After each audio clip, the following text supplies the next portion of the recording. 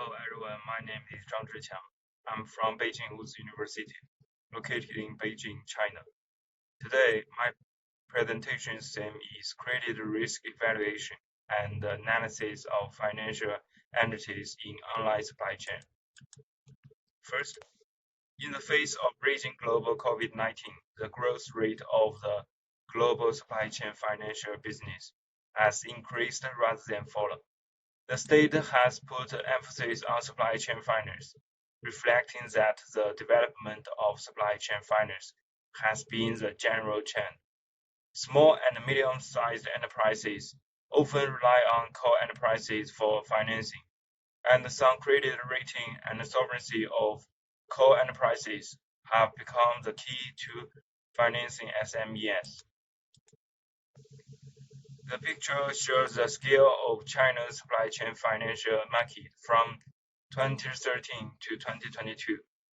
From the picture, we can conclude that the scale of China's supply chain financial market has increased yearly, and the growth rate has become slowly in the recent years. Second, the current research about supply chain finance mostly concentrate on three aspects. The first is the evolution, innovation, promotion, and application of supply chain finance. And the second aspect is the realization mechanism of supply chain finance. And the last aspect is the risk assessment and the control of supply chain finance. But there are some research gaps about the supply chain finance. One is the greater risk reduction of SMEs by improving and optimizing the supply chain financing model. And the other is study on the mechanism of credit risk formation of SMEs under supply chain finance. Therefore, this article evaluates the credit risk level of suppliers and consumers in the supply chain and provides some decision-making suggestions and support for the participants of online supply chain finance from the perspective of risk assessment and control. Next, we will introduce supply chain financial risk management in Jingdong. Firstly, we established a supplier credit risk evaluation index system. It has three aspects. In the second aspect, it has four indicators. There is core enterprise, assets under financing, supply chain operation, and the last but not least is the product service.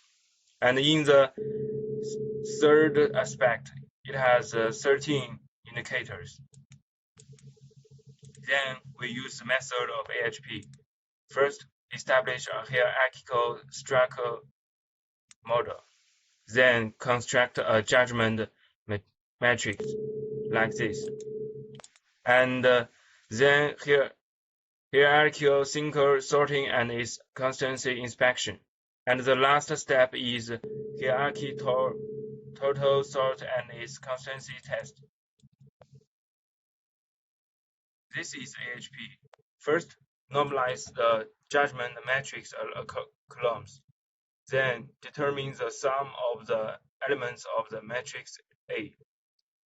Then normalize the sum of each line of elements. And the next step is the maximum virtual root and its factors are found. And then the constancy check. Next step is calculate the constancy indicators. Then find out the corresponding average random constancy index. Then we will calculate the constancy ratio. When CR less than 0.1, compliance test is acceptable, otherwise A. At the same time, we also use fuzzy comprehensive evaluation method like this. First, establish a subset of evaluation objectives. The sub-target weight allocation set A is established from the above AHP calculations and the conditions are met. Each subtarget is affected by the index set. Then determine the AHP results. According to the status of the enterprise, several evaluation sets are selected to form an evaluation set. Ask experts to evaluate indicators by voting until the evaluation matrix. Then the sub-objective comprehensive evaluation vector was obtained. The last step is total objective evaluation vector and take the maximum degree of membership. To sum up, the AHP fuzzy comprehensive evaluation has lots of strengths. It is reliable, available, simple, and convenient. Next section is establishing logistic regression to estimate a consumer-created risk. In the case of a vector xt composed of n indicators variables, if y represents a consumer-created status, then y equals to 1 indicates that there are defaults, and y equals to 0 indicates that there are no defaults. The logistic regression model can be expressed as follows, like this. And the ratio of the probability of an event occurring to the probability of an event not occurring is as follows, like this. And this ratio is called the occurrence ratio, abbreviated as odds, and the logarithm is taken to obtain a linear function as follows, like this. And the next section is case analysis. We select Jingdong as the example. Firstly, we establish supplier-created risk evaluation system. This is an index weight and constancy test, like this. And the second part is fuzzy comprehensive evaluation. According to the fuzzy comprehensive evaluation method, evaluation metrics R1, R2, R3, R4 of the core enterprises can be obtained as follows, like this, R1, R2, R3, R4. And the membership vector of the fuzzy comprehensive evaluation of supplier-created risk in terms of core enterprises is as follows, N1, N2, N3, N4. According to the above evaluation vector, the overall evaluation vector of supplier-created risk can be obtained as follows, like this, N. And the above results show that when evaluating supplier-created risk, 7.31% of participants think that it is very reliable. 42.36% think that it is reliable. 34.63% think that it is basically reliable, and 16.32% think that it is risky. According to the common set A, the comprehensive score of the supplier-created risk can be obtained as follows. Is S, like this. And the next part is establish consumer-created risk evaluation system. 14 indicators are obtained according to Posner boring information, Posner information, and related Posner-created records.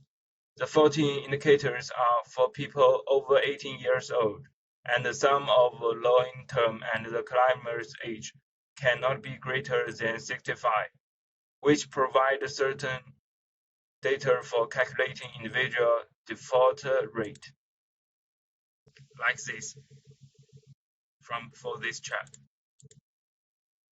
A linear regression graph is drawn based on the data provided, where the abscissor represents the learning amount, and the ordinate represents performance probability. From this article, we can get two conclusions. The first is the combination of AHP and the fuzzy comprehensive evaluation method can produce clear and systematic results, which has strong applicability for dealing with information that is incomplete and difficult to quantify. And the second conclusion is logistic regression can be used to predict consumer-created risk, which has good control over consumer-created risk when there are multiple levels and indicators for consumers. But there are much left for improvement. This article adopts the simplest model with relatively small data capacity and relatively short cycle, which does not meet the condition of data dynamics and thus affects the effectiveness of the weight of the graded evaluation system to a certain extent. In addition, the establishment of indicators needs to be revised and supplemented continuously in line with the actual situation. All this needs further exploration and research in the future. That's all. Thank you.